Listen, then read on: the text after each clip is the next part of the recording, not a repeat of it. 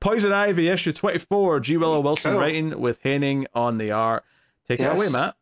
All right, so long live Pam. So this issue, she dies. Oh, there was a comment on one of the reviews on YouTube that said this run can be summed up as Ivy died again, no, she's back again, no, she died again, no, she's back again. Do you concur with that?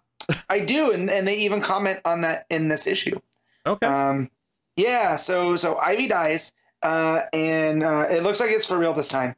And for this time, I don't think it is, Matt, but sure. It's not, because there's an issue 25 coming. But this one really is about her being reborn, and not just in the way that she was reborn at the beginning that Wilson was doing, with her wanting to, you know, use the Lamia spores to control things. This is a Pam with a new lease on life. And so in here, they even compare that to the life cycle of plants, right? To where it seems like things go dormant and they die in the winter, only to be reborn in spring. And that Ivy's going to constantly be doing this. Like, it's something that she has to come to terms with. But yeah, it starts with everyone being sad. Harley's cradling her. Janet from HR is crying. Grundy is mentioned, you know, doing his repeat, but just keeps saying died on Saturday, buried on Sunday. But then he realizes, you know, born on Monday. So he takes her into the swamps. And Harley's like, well, you know, this is Slaughter Swamp, a place where Grundy died. And he comes back. He knows what he's doing. So as they're having this discussion, Pam starts narrating, and she even mentions death, the end of things, theoretically, and that she's done this so many times that it's just part of who she is, and that, you know, in nature there's regenerative aspects to things. So like some jellyfish are functionally immortal. Fungi aren't technically living, so they can't technically die. You know, viruses, they just repopulate. So, you know, Woodrow survived, you know, by doing all of this. So, you know, these cycles of life and death are just part of nature. And so I'll focus on hers is as Grundy takes her into the swamp, into the water, she gets pulled and starts saying her name. And she goes through like this cosmic kind of psychedelic era, or not era, but like space. It looks like the galaxy. And she sees the Tree of Life, which was something that she had seen before, you know, when she was fighting with Drew way back at the beginning of this series. And that the Tree of Life talks to her and is like, you're one of my problems. You violated every boundary that the green has, especially with the gray. You messed up big time because you took something that wasn't yours to use, tried to use it, and it came back on you, and that's why you're here. But Pam sticks up for herself and is like, look, this all comes from the green, right? The green is you know, if it can grow, it can die, it can grow again. And the tree's like, yeah, but that's our secret. It's not meant to be shared. And when Pam questions the tree on this, it's, you know, it's a secret because all living things need order. Everything comes from order. And it almost is making this pitch that by Ivy being this constant being that splits, right? She's neither, you know, a villain nor a hero. She's never human nor plant. I mean, her sexuality is a spectrum. Because of this, she defies that kind of order, and that's why she's drawn to it, right? She's almost the exception that proves the rule. And, you know, the tree's like, you know, I'm going to send you back, right? You have these considerable gifts. You can do good. Just don't play with the mushrooms again. Back in the land of the living, Harley is just beside herself because she feels like Pam's not coming back this time. And Croc comforts her and is like, I don't know, man. This is like magic. And Harley's like, yeah, but that's the thing about Pam. She doesn't believe in magic. She's a scientist. You know, and this is where Harley brings up, you know, that's like the flowers and the trees and grass die in the winter, but they'll come back. And so she's having this like hope beyond hope that Pam will come back.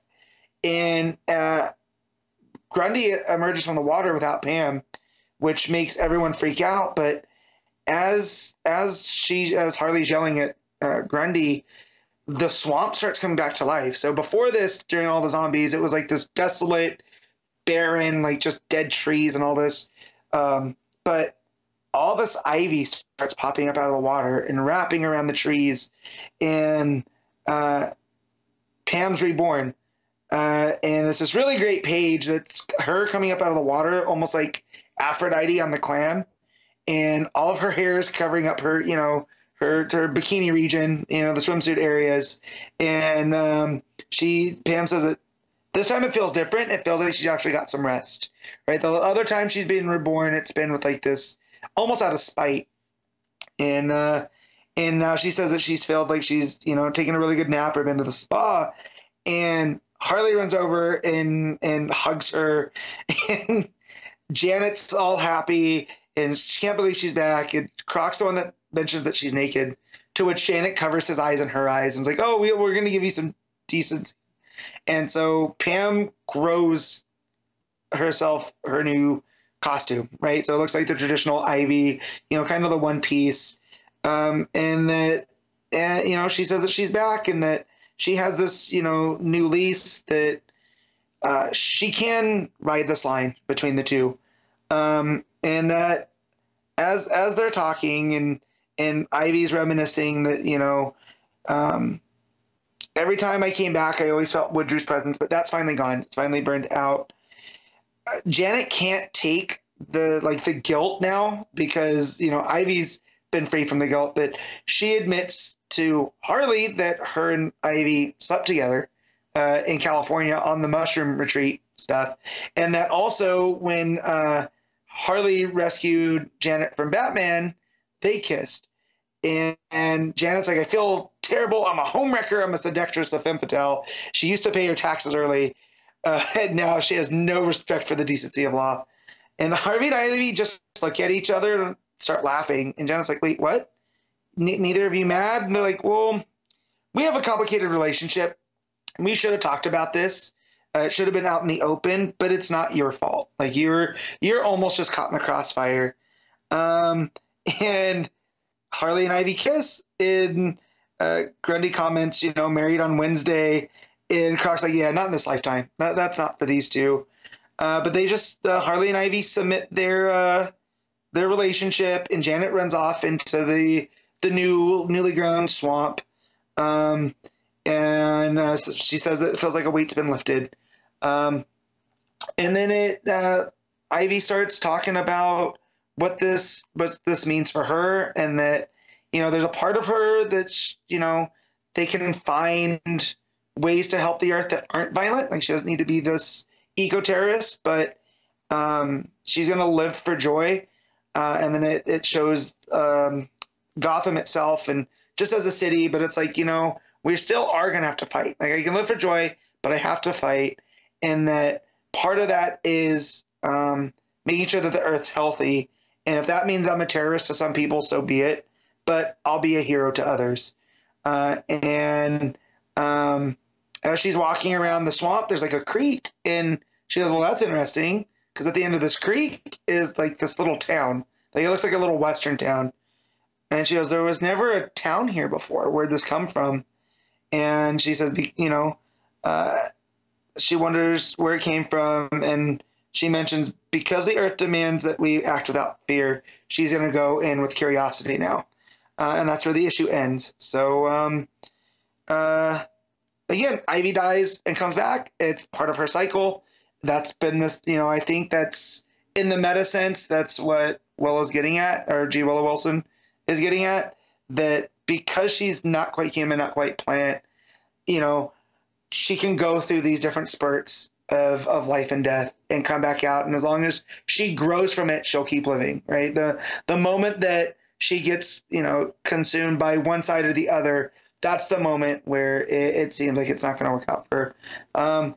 The art through this by Haining is really good. It's not as strong as Takara, but a lot of the plant stuff and her talking to the trees, really, really good. The scene of her growing her whole new costume, the way that that's laid out, it really makes it feel like a big moment. And then the expressions from everybody. This issue kind of not lives and dies, it's really big on everyone's how they react to one another, down to Croc and Grundy. Two characters you don't think of as being expressive. Heining manages it really well. There's also a hint for something called the Green Knight. So I wonder if that's going to play into something. But yeah, really, really solid issue. I'll give it an 8.